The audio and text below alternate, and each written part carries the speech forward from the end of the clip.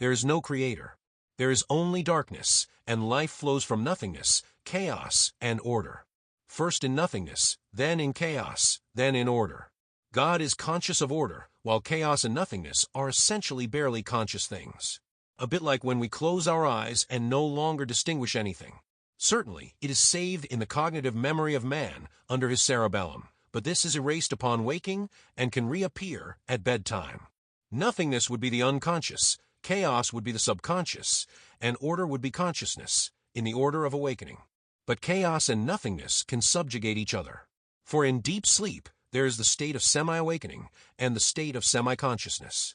Unconsciousness would be like a pause in one's sleep where time is frozen and we are no longer aware of anything. Thus, according to this figuration, God is a man, darkness is his nights. God created nothing, everything inhabits him. Creation was an internal process in his sleep and unconsciousness. He only had to wake up and the world appeared to his eye. He woke up and the world was the world. For the world was built in his state of subconsciousness.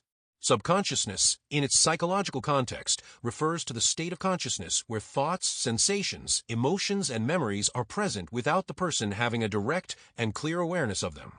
It is located between clear consciousness and the unconscious, and it influences our behaviors and reactions.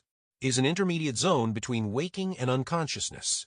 It is the place of automatic processes. The unconscious, to distinguish it from a subconscious, is a deeper and less accessible place than the subconscious, which is located at the edge of consciousness. The unconscious is the fall, and the subconscious is the landing. As for awakening, it is instant recovery. Such is the known power of the man we call God. He has an instantaneous power, like the rumble of thunder, with the speed of lightning, and with the fatal damage that a thunderbolt can cause.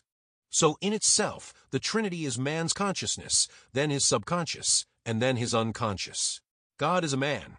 Creation is his reflection. What you see is God, and what you perceive is his nature. What you are is his expression. God expresses himself through you. God expresses his image through drawings and human beings. You are God's imagination, his dream as well as his nightmare. His heaven and hell are found on earth. He is the center of the world, wherever he is, wherever he goes. Like Hoshigaki Kisame's water technique that places him at the center of his bubble ocean, no matter where he moves. It's called Suetun Suiro Seimo Dori no Jutsu, also known as the shark dance water prison technique. With the water created with the great explosive wave technique, Kisame creates a gigantic water prison in the shape of a bubble. He then merges with Samahata to create an aquatic being that can breathe underwater and move very quickly. In addition, the center of the water bubble follows Kisame, who can thus prevent his opponent from escaping thanks to his speed and his ability to sense chakra through the skin, and finally defeat him by asphyxiation. According to Kisame, this technique is very effective in capturing Jinchuriki without killing them. Once they pass out due to lack of oxygen, he breaks the technique and can then dispose of his target's inert body as he sees fit. Furthermore, the being resulting from a fusion between Kisame and Samahata possesses the chakra absorption properties of the sword, and it is therefore difficult to attack him in close combat without losing a lot of energy.